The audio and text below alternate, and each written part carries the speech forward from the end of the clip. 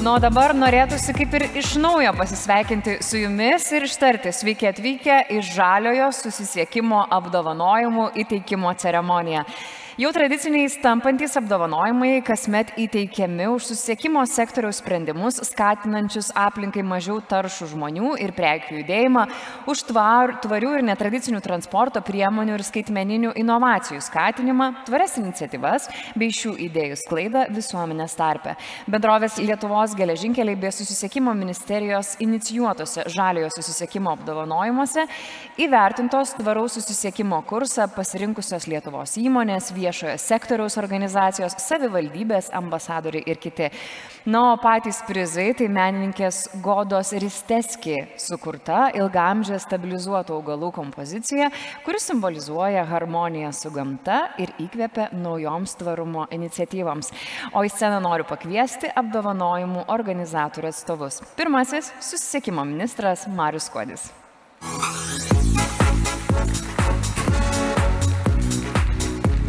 Ir vėl susitinkame.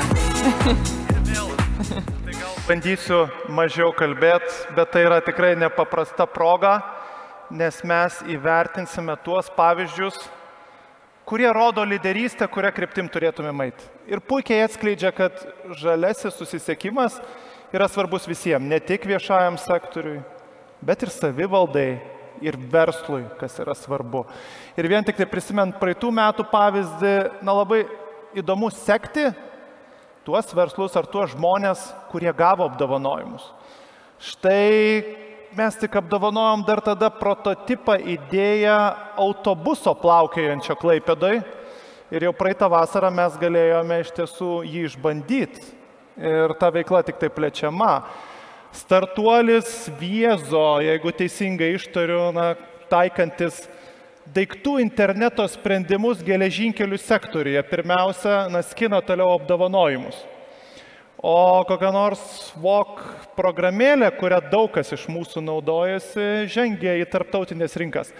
Tai iš tiesų džiugu ir šiais metais, gal Gabrielė ir pasakys daugiau, bet nominantų, kurie varžėsi dėl apdovanojimų, buvo rekordinis skaičius. Mes jau jų skaičiuojam ar tik 40 berods. Tai tik tai rodo tų iniciatyvų gausą ir populiarumą. Aš tikiuosi, kad skaičiai tik augs ir mes iš tiesų galėsime plėsti Žaliojo susisiekimo apdovanojimų kategorijas.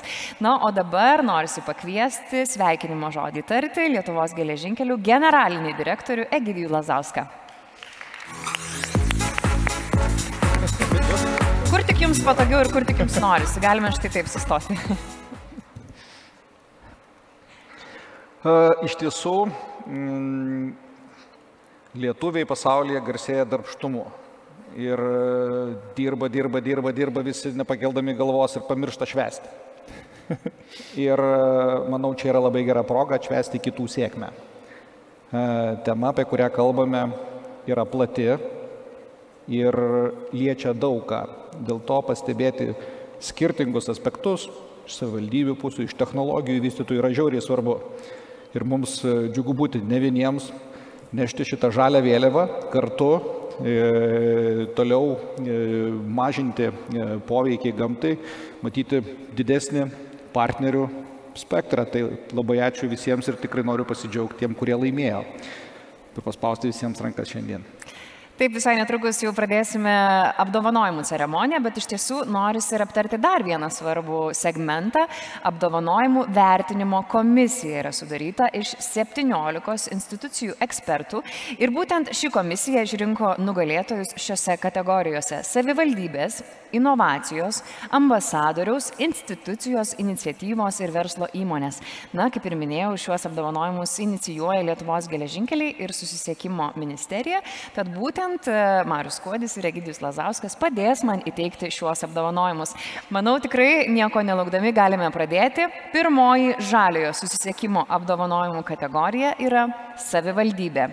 Šis apdovanojimas skiriamas savivaldybei pademonstravusiais išskirtinį įsipareigojimą ir pažangą įgyvendinant tvarius transporto sprendimus, prisidedančius prie šiltnamio emisijos sukeliančių dujų mažinimo, aplinkos oro kokybės gerinimo ir alternatyvių gyventojų keliavimo būdų didinimo. Na, ministrė, mano žinios yra tokios, kad štai jūs baigėte savo turnė po savivaldybės. Tai koks bendras vaizdas? Labai įvairus. Ir natūralu, kai keliauju į savivaldybę, tai bent jau man stengiasi visi parodyti ir pravežti pačiu blogiausiu keliu. Daug tokių? Daug, žinokit. Ir tiesą pasakius, kai pravažiuoju kokį 20 savivaldybių, tai jau 21 niekas nebenustebins. Bet iš tiesų keliaujant į tas vietas, kur tiesiog net nebuvau buvęs, kaip žmogus, kuris pakankamai aktyviai laisvalaikiu važinėja po Lietuvą, tikrai asmeniškai atradau labai daug. Labai daug įvairiausių pavyzdžių ir net susijusių su susisiekimu, kur norisi grįžti, norisi pasivaikščioti. Turim pavyzdžių savivaldybių, kuriuose viešasis transportas visas jau yra žalias. Turime pavyzdžių, kur eini kažkur tarp gyvenamųjų namų ir matai fantastiškas dviračių, pavyzdžiui, saugojimo vietas, kokios aš norėčiau prie savo namų. Ir jau nekalbant apie tuos pačius autobusus beplaukėjančius Klaipėdoj, kokių aš norėčiau Vilniuje ar kur nors ir palei Nemuną kitose savivaldybėse. Tai tikrai turime ką atrasti ir ką patirti. Taip, ir iš tiesų norisi dabar jau ištarti, kad apdovanojimas skiriamas Druskininkų savivaldybei. Druskininkų savivaldybė kartu su savo partneriu uždarąją akcinę bendrovę Kautra 2023-aisiais įgyvendino projektą ir įsigijo 9 elektra varomus autobusus. Šiuo metu mieste rieda, įsivaizduokite, 100% ekologiškas viešasis transportas. Na ir iš tiesų norisi pasveikinti čia jau žengusi miesto merą Ričardą Malinauską ir žinoma... Tai tikrai nuoširdūs sveikinimai. Tai yra savivaldybė, kurioje jau pakankamai seniai visas viešasis transportas yra visiškai žalias. Sveikinu. Taip ir kviečiame pasižiūrėti video siužetą. Jeigu girdėti ir matyti.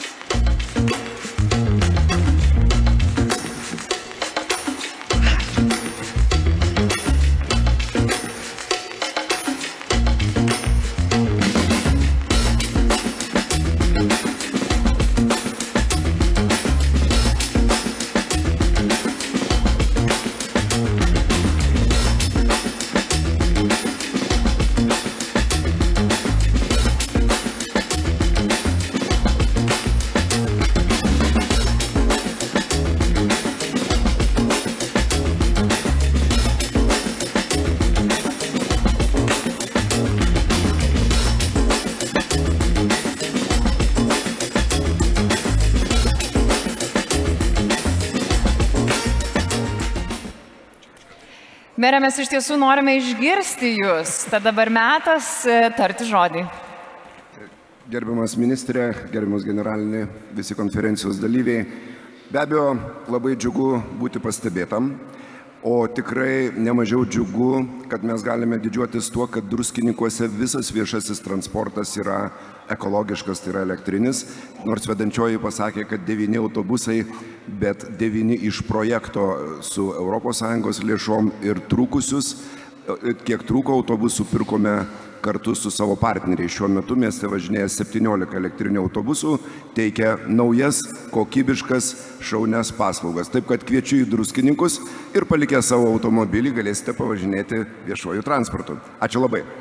Taip, dar vienas labai svarbus momentas, reikėtų įamžinti šią akimirką, tad džentelmenai kviečiu jūs įsitaisyti scenos viduryje ir mūsų renginio fotografai tikrai įamžins šią akimirką. Nuo mums visiems belieka dar kartelį pasveikinti Druskininkų savivaldybę už tokią įkvepiančią žaliąją iniciatyvą. Sveikinu dar kartą. Dėkojame Jums, sveikiname dar kartelį visų nugalėtojų. Prašysiu niekur nepabėgti, nes mūsų apdovanojimų pabaigoje mes norėsime padaryti tokią šeimyninę, gražią, bendrą nugalėtojų nuotrauką. Na, o mes keliaujame toliau. Antroji žaliojo susisiekimo apdovanojimų kategorija – inovacija. Nugalėtojas šioje kategorijoje apdovanojimas už inovacijas, kurios padarė ryškų pokytį transporto sektoriuje sukūrimą. Laimėtojų skelbiamas startuolis Last Mile. Taip, tikrai galime pasveikinti ir paploti. Šioje nominacijoje nugalėjo startuolis Last Mile, bendradarbiaudamas su prekybos tinklu iki už pirmojo autonominio automobilio Lietuvoje panaudojimą realiomis sąlygomis. Šiemet Vilniuje pradėjo kursuoti 3 autonominiai automobiliai, kurie pirkinius išvežioja be vairuotojo pagalbos. Na ir aš jau matau Jūs čia, tad tikrai norisi pasveikinti Jūs, tai bendraįkūrėjas ir direktorius Tadas Norušaitis. Pasižiūrėkime video siužetą.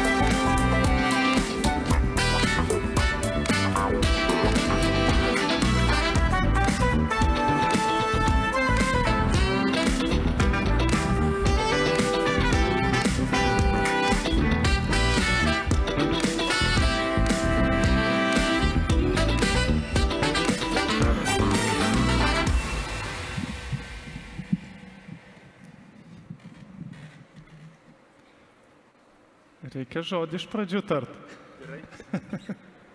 Tai turbūt sveiki visi dar kartelį čia susirinkę.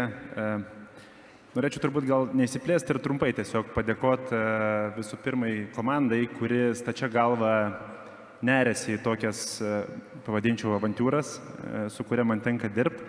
Tai didelis dėkui mano komandai Last Mile.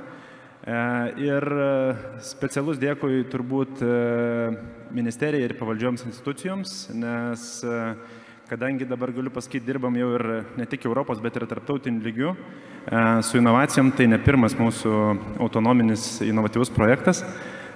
Keletą turim Vokietijoje, vieną dabar leidžiam Amerikoje. Ir susidurėm su pagrindiniam tokiom problemom, ar vadinčiau, arba iššūkiais, kur pats požiūris vyriausybinių lygių yra nepasiruošęs inovacijoms. Tai džiugu, kad Lietuvoje mes turim visiškai kitokį požiūrį į tai, visiškai kitokį prieimą prie to ir mes kartu visi galim parodyti puikų pavyzdį pasauliu. Ačiū. Taip, sveikinimai Jums ir pelnyti apdovanojimai. Taip ir toliau. Bet Jūs tiesą pasakius esat pavojingi. Aš pats vairuodamas mačiau, kaip keliaujat Pylimo prospektu ir pavojų žino dėl ko kyla? Nes vairuotojai traukia mobiliuosius telefonus ir bando fotografuoti ar filmuoti. Taip, dabar svarbi akimirka, mūsų aplodismentai ir įamžinkime šią akimirką.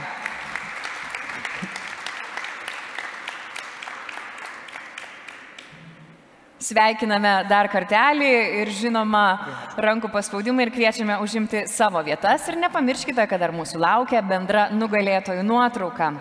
Kita žaliojo susisiekimo apdovanojimų kategorija – ambasadorius. Nominacija teikiama už edukaciją tvarumo temomis ir darnaus judumo idėjų sklaidą.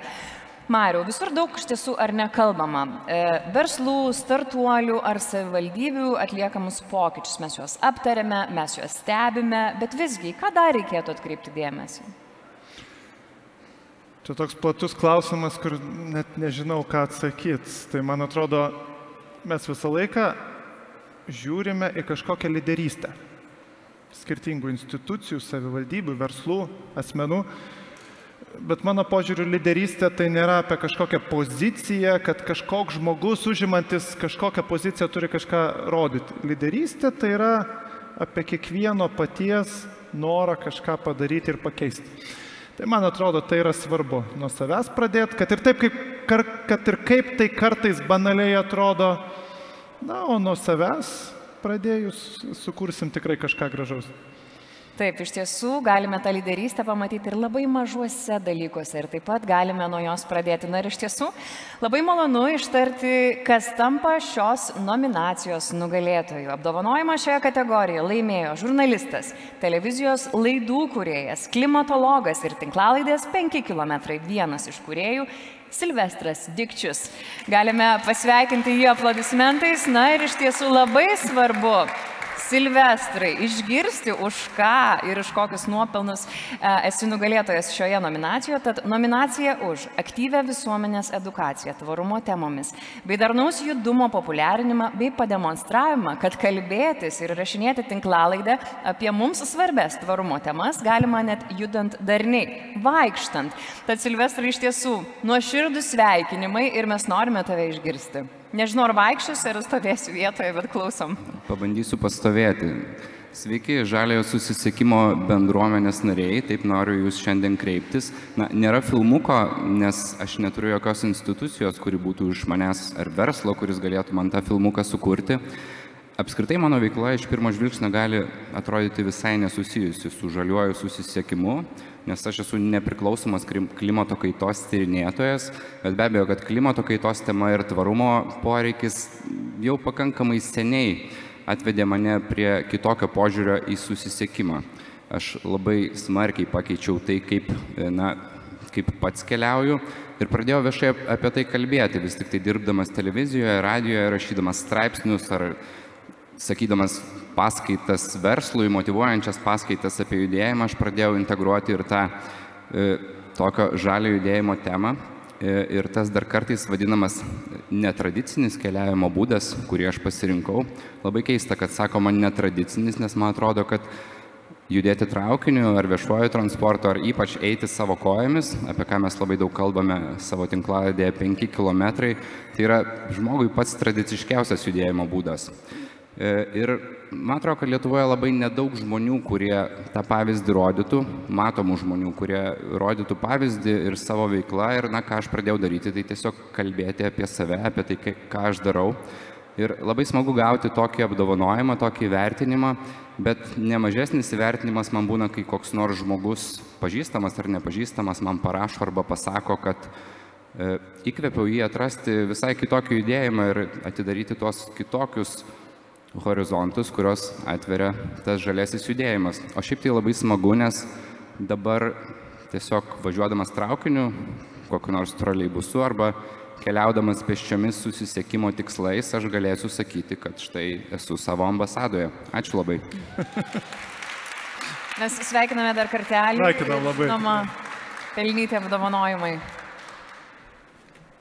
Dėkui. Nu, dabar jam žinome akimirką. Aišku, apie orų savaitgalio norėtumėm paklausti. Nepamirštame, aplodismentai nugalėtojai. Ačiū, sveikinu. Silvestras Dikčius už aktyvę visuomenės edukaciją tvarumo temomis. Kita Žaliojo susisiekimo apdovanojimų kategorija – iniciatyva. Nominacija teikiama už iniciatyvos ar projekto įgyvendinimą, kurio dėka skatinama keisti gyventojų judėjimo įpročius, didinti keleivių ir prekių keliavimo alternatyvių keliavimo būdų skaičių ir prisideda prie klimatui neutralios politikos įgyvendinimo. Bet Egidijau, va taip smalsu būtų sužinoti, ar ateityje keliones geležinkelių galėtų visgi papildyti kelionės vandens keliais. Taip romantiškai skamba? Tikrai taip. Aš manau, visam pasaulyje žmonės, keleiviai galvoja apie patirtis, nes mes kasdien važiuojam į darbą, galvojam, daug šimtų visokiausių minčių ateina, bet kai ateina laikas pailsėti, tai pasikeitimas kažkokios aplinkos, jis labai gerai ir smegenys veikia, jeigu nuolatinę rutiną pakeiti kažką kitaip. Tai kodėlgi ne? Lietuva, aišku, nėra labai didelė, kad mes galėtumėm daug tų modų keisti, bet vanduo, traukinys, romantika, manau, čia tikrai labai daug geros ateities ir gerų projektų gali būti. Ne veltui mes prabilome apie vandenį. Apdovanojimą šioje kategorijoje laimi Vidaus vandenų kelių direkcija. Norisi plačiau papasakoti, už ką šis apdovanojimas įteikiamas. 2023-aisiais pabaigtas 3 metų trukmės projektas Modernizuotas laivybos kelias Nemunu. Šios upės 200 km ilgio ruožas nuo Kauno iki Kuršių marių tapo tinkamas keleiviniai, krovininiai ir pramoginiai laivybai visų laivybos sezonu. Na ir iš tiesų galime pasidžiaugti, kad čia su mumis jau yra Vladimiras Vinokurovas ir mes norime, kad jūs tartumėte žodį. Sveiki visi, labadiena ministrė, direktoriau. Tikrai šiandien atrodo trumpa akimirka, bet tai yra 5 metų tokio sudėtingo kelio, ne tokio lengvo kaip vandens kelias, sudėtingo kelio pabaiga ir iš tiesų pasidžiaugti, kad dabar jau daug kas tiki ir mato, kad mes turėsime naują susisiekimo rūšį. Jeigu prieš 100 metų tai buvo įprasta rūšis ir didžioji dalis prekių ir keliavimo vyko vandeniu. Deja, buvom tą praradę, išskyrus galbūt pajūrį, ir dabar mes grįžtame į tai. Tai, kai paminėjau apie tvarų judėjimą, aš dar praeitą savaitę plaukiau į darbą, tai jau dabar, aišku, oras toksai, kad tai nebėra taip galbūt smagu kaip kita transporto rūšim, bet tai galima daryti ir dabar. Ir šiandieną mums bekalbant, jau mūsų Nemuno linijos krovinių gabenimas plaukia su realiais konteineriais jau porą mėnesių ir pristatinėja prekes iš Kauno ir į Kauną. Tai tikrai noriu padėkoti ministerijai, kur iššokom į paskutinę valtį praeitam laikotarpiu Europos projektų ir patikėjo mumis, pamatė, kad tai tvaru, kad tai tikrai duos naudą Lietuvai.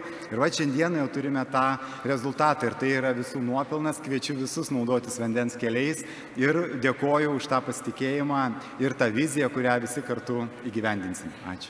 Taip, ir aš kviečiu pasižiūrėti video siužetą, iš tiesų bus labai smalsu pamatyti.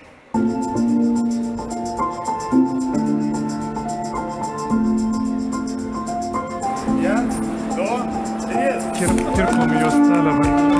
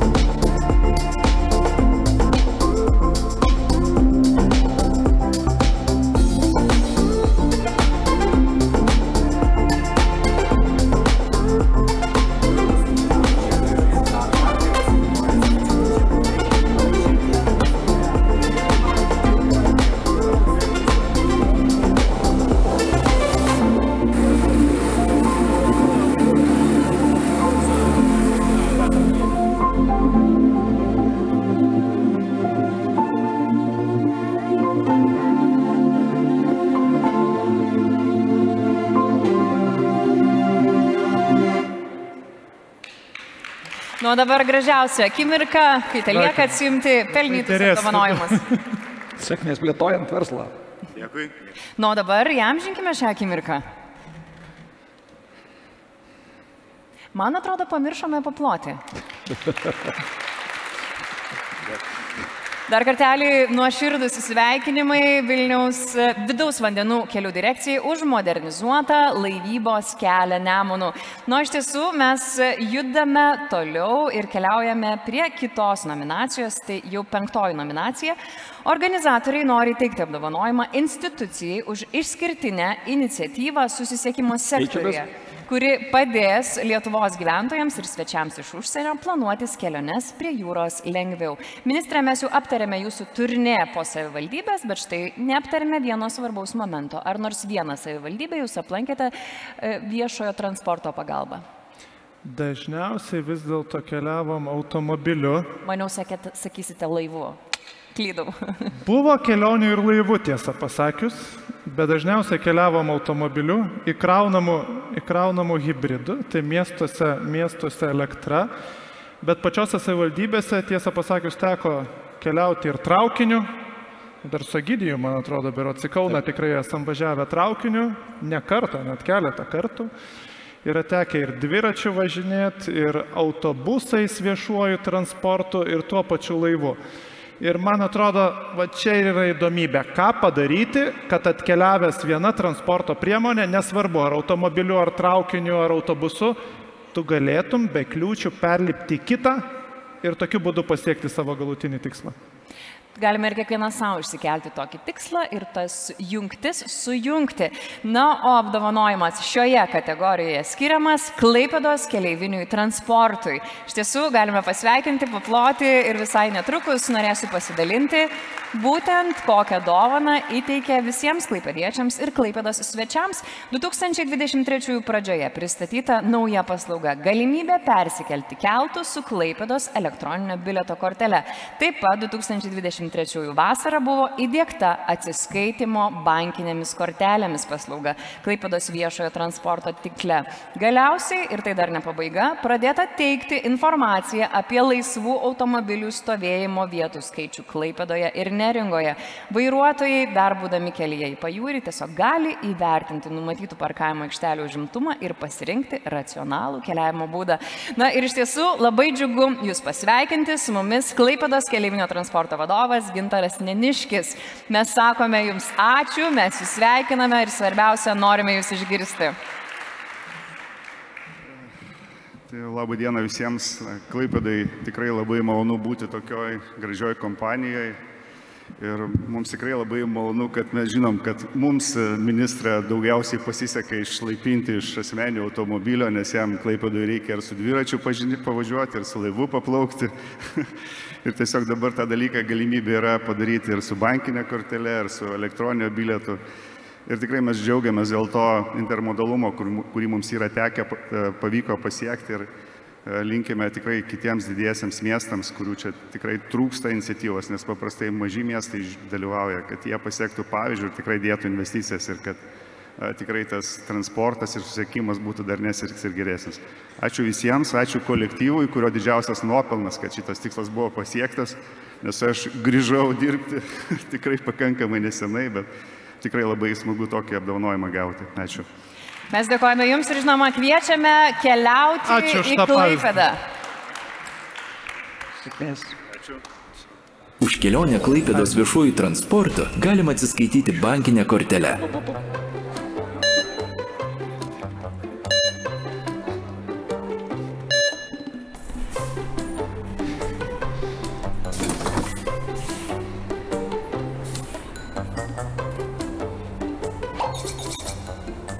Su bankinė kortele galite patogiai atsiskaityti už pilnos kainos kelionę. Įsitikinkite, kad glaudžiate vieną kortelę. Glauskite tik banko kortelę. Kortelę glauskite išėmę iš piniginės. Klaipėdos keleivinis transportas. Protingas būdas keliauti. Dar kartelį sveikinimai nugalėtojų ir žinoma, nepamirškime įamžinti šios akimirkos ir paploti būtent už tokius inovatyvius sprendimus. Ačiū.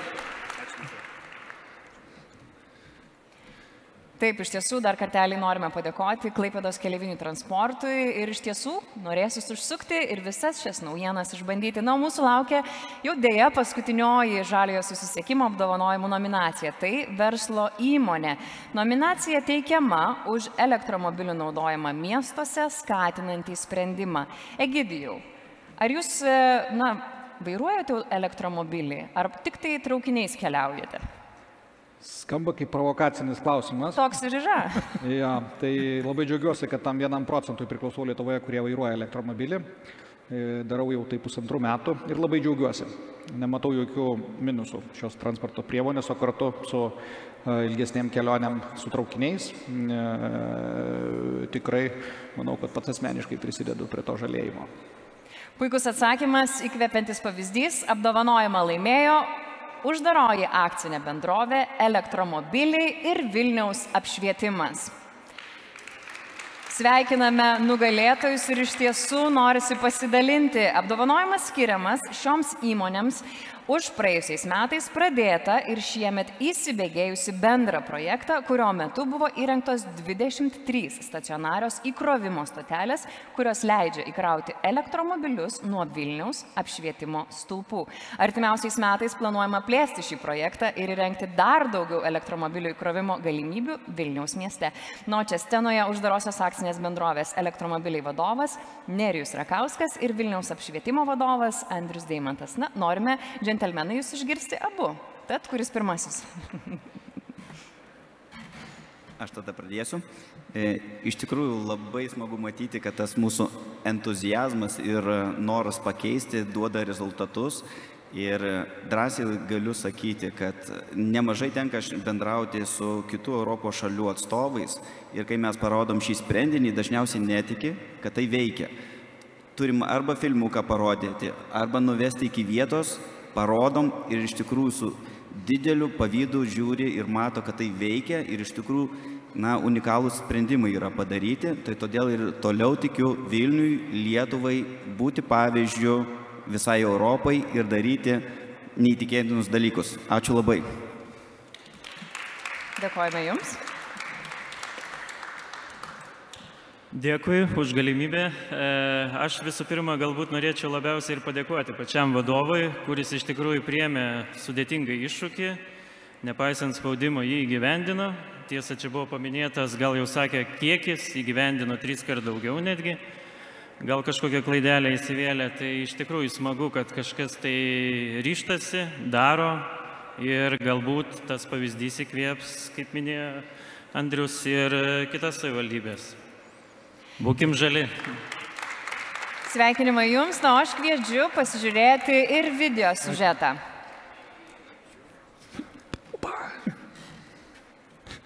Ar žinojote, kad elektromobilį pakrauti galima ne tik įprastose pakrovimo stotelėse, bet ir apšvietimo stulpe? Būtent čia yra įmontuota pakrovimo stotelė.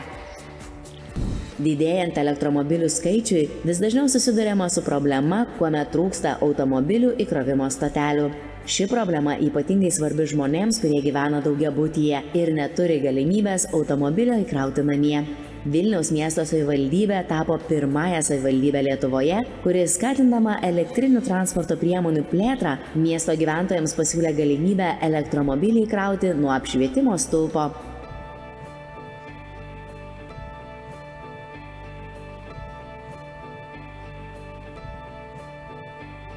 Spaudžiu telefone programėlę, pasirenku vietą, kurioje esu ir spaudžiu įkrauti dabar.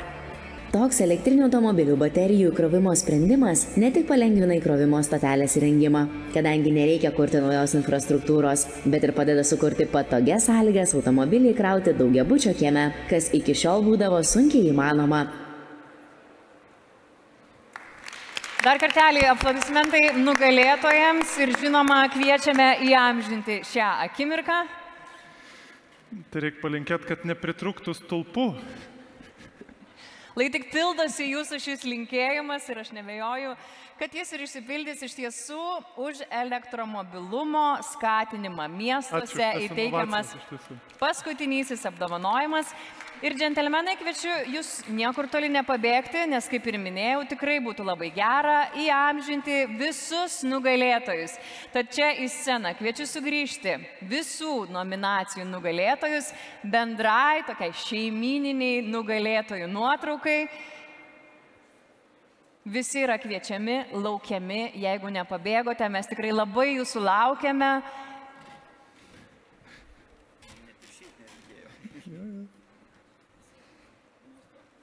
Mes iš kraštų. Taip, žaliojo susisiekimo apdovanojimų. Prašom. Užmesime akį į renginio fotografus. Ar visi telpa, ar reikėtų žengti žingsnį į priekį? Kokios instrukcijos? Viskas tvarkoje, belieka publikai dar kartelį pasveikinti visus nugalėtojus garsiais aplodismentais. Žaliojo susisiekimo apdovanojimų nugalėtojai. Dėkojame, sveikiname jūs ir iš tiesų Lauksime jūsų ir kitų metų apdovanojimuose. Ir iš tiesų organizatorių vardu noriu ištarti ačiū ir nugalėtojams, ir visiems dalyviams, ir žinoma komisijos nariams. Susitiksime kitais metais, nuo dabar visiems forumo svečiams ateina laikas šiek tiek išgerti kavos ar arbatos, pasikalbėti, aptarti, nes visai čia neseniai pamatytas idėjas, pasidalinti ir mes sugrįšime, kai laikrodžiai rodys lygiai 11 valandų ir tęsime forumo pranešimus.